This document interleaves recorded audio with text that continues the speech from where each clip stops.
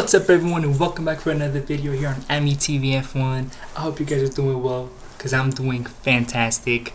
Finally, we get to see Ferrari, what livery they have, how they're going to look for the season. You know, we get to hear a little bit about the impressions the drivers have on the car. We get to see it on track. We get to see a lot of things. We get to talk about Ferrari, my team. So let's go. So without further ado now, let's go ahead and get started. Actually, wait, before we start doing that, let's go, make sure you guys like, subscribe, share the channel, comment, your excitement for seeing Ferrari on track, seeing Charles Leclerc, the best driver on the grid. So, make sure you do all that. Share this channel to anyone you know. Let's get big. Let's be all together watching this season. Maybe this is the year where we finally win something. The year where Charles Leclerc finally gets a championship. Look, please let this be the year. Please, I've been waiting for this. Charles, dude, I was there since his Alfa Romeo days when he was testing on Haas and all that stuff, man. I didn't even watch F1 like that, but I just knew about him. That's how much. Please let this be the year. Please. I need this. Anyways, I had to take off the jacket. Got a little hot. But let's not waste any more time and let's get started. Alright, so let's see. The livery. Oof. Alright, with the white.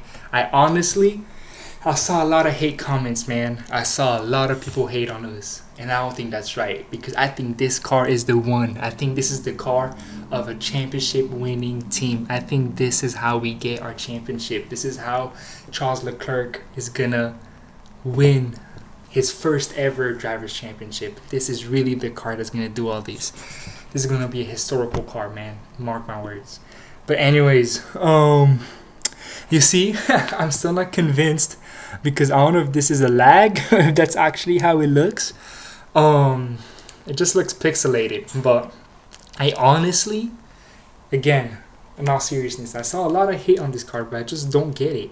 I feel like I really like the white with the red.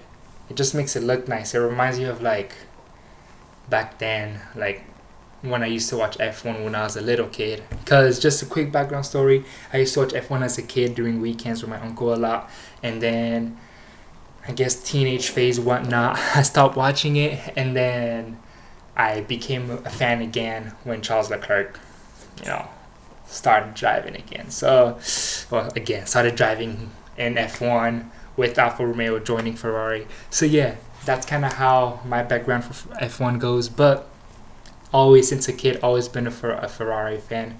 From even the Alonso days. Alonso used to be my favorite driver. Now it's he's not there no more.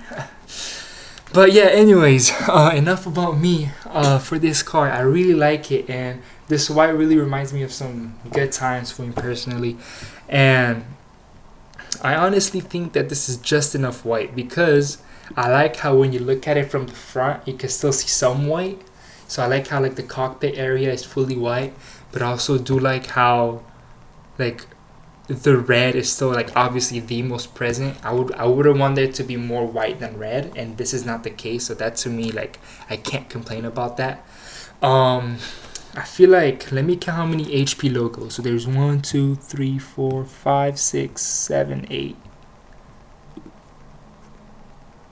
Is there 8? Is that less than there was last season? I'm not sure. Obviously, I'm not a huge fan at all how this looked with just the 2 HP logos in the back. I think it looked better when they had the Ferrari going like that. But it is what it is. I guess HP gives them so much money that they have to do all that. The HP logos here, I don't mind it. Here, it's I guess whatever's. This one, man, why can't that HP logo be red? You know what I mean? You guys want to be part of Ferrari so bad, just might as well inherit the colors. Come on, man, just give us that red HP logo. I think that would have this car would have been the best looking car of all time if they had that, in my opinion. But other than that, seriously, I think it's a really nice looking car. I'm really hyped. Oh, it's actually IBM like this. I prefer this than just some random HP logo. What the hell? I did not see this angle actually. Huh. Yeah. Just why blue though? Again, man. Like we're Ferrari. This is like the most influential brand in Italy. Like this is a huge brand. We can't influence IBM or HP to make their thing red. Like come on, man. We're letting ourselves get stepped on by everyone. That's not right. Like Shell, Ferrari Shell is a beautiful partnership because it goes so well with the car. And then there's freaking HP and IBM and stuff. Oh man, trying to ruin it for us. Oops, I actually accidentally deleted one of the viewpoints, so we'll have to do without that one. But even look, the view here from the cockpit, I just think this is a nice looking car. Like I really like this right here. I guess I'll transition from white to red. I think we got it spot on. I think this is a really, really nice looking car. Am I biased? I don't care. I'm not gonna lie. This is Ferrari we're talking about. So yeah, I think this is a really nice looking car. I'm very hyped about it, and honestly, actually, you know what? I'm not gonna say more because I want to keep some of the stuff for the drive, like for the livery ratings that I'm gonna do at the end of the, whole livery reveal part of the season that we're in. So I'm not gonna say any more. So we'll just move on to talking about the drivers. First and foremost, the absolute GOAT that Charles Leclerc is. We're gonna talk about him first. During the interview here, this is like a screenshot I got from the F1 official channel. They did a little interview and he seemed really happy, like he was smiling like this the whole time. He seemed pretty confident. He mentioned how they didn't really get to test the car out that much because of the weather conditions. They only had 15 kilometers to share amongst each other, so that's like, I saw that it was like 5 laps around the around their track. I mean, so it wasn't much, but it seems like they're happy to be back, and that's a good thing. This is a season that's really important for him because he mentioned also as well, like at the end of last season, he said it's a now or never type of season for him. Like he's patient, but he's not that patient. That's basically what he said. And he needs Ferrari to be up there fighting for championships. Charles Leclerc is the level of driver that needs to have multiple championships, not just a one-time winner, not just a race winner. Like that should be normal for him. He needs to be like a multiple time. Max Verstappen has 4. He needs to have 4. Like that's the type of driver he is. So, his patience running out. Obviously, he's getting older every year. So this has to be the year. Also, there's been reports saying that Leclerc and Hamilton have had a heavy impact on making the car, the design of the car, which is great. I think that's going to be obviously an advantage for them.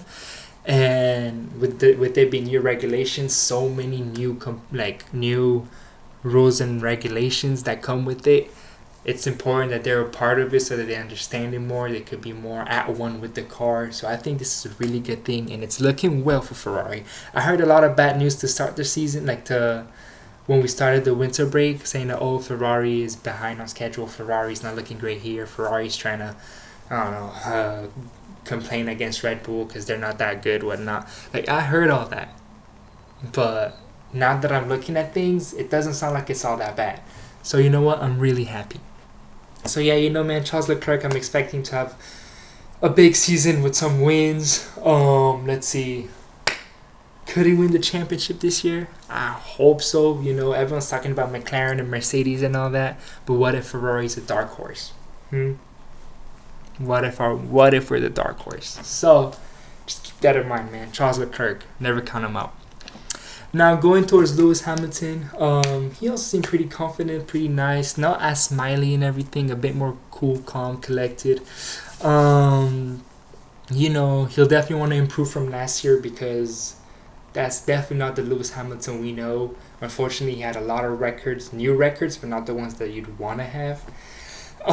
So I'm sure that he took this time to disconnect, to I've seen him post on social media about the different things he's done, humanitarian work, or even just, seeing his family, going, to see the snow and whatnot. So he had his fun, he got to disconnect. Now it's time to be serious again. And he looks ready, man. He looks ready. He looks ready to get some wins, to close the gap to Charles Leclerc, which is good for him. And I think And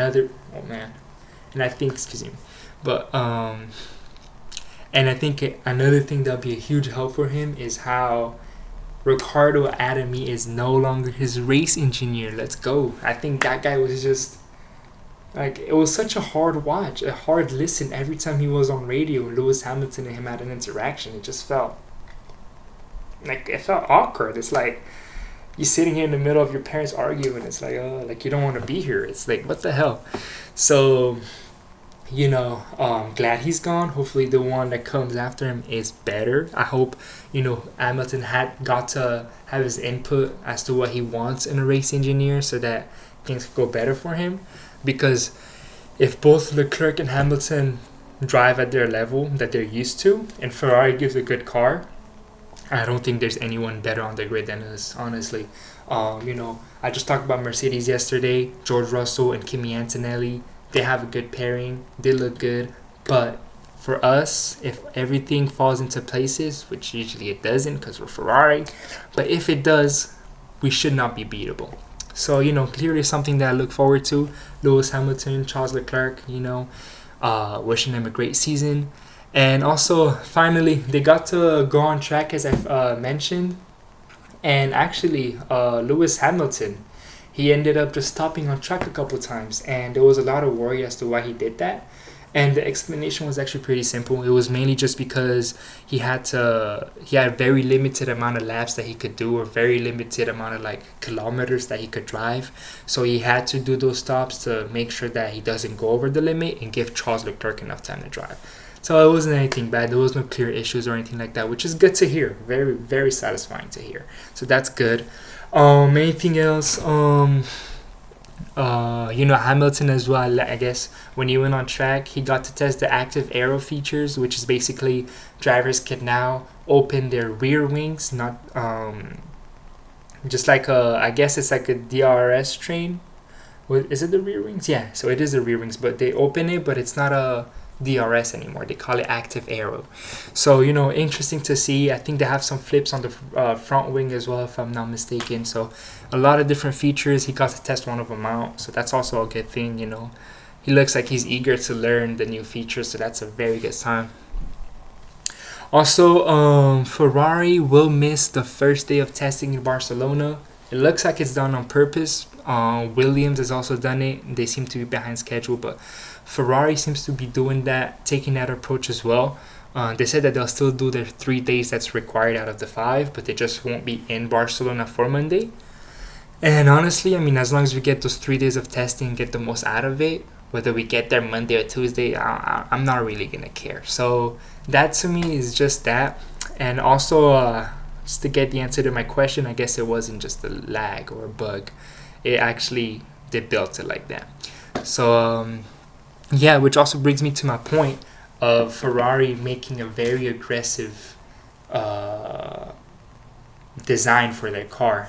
They tried out 50 different specs for the front wing. They tried so many different things, but they went for a very aggressive approach, trying to innovate on certain aero areas.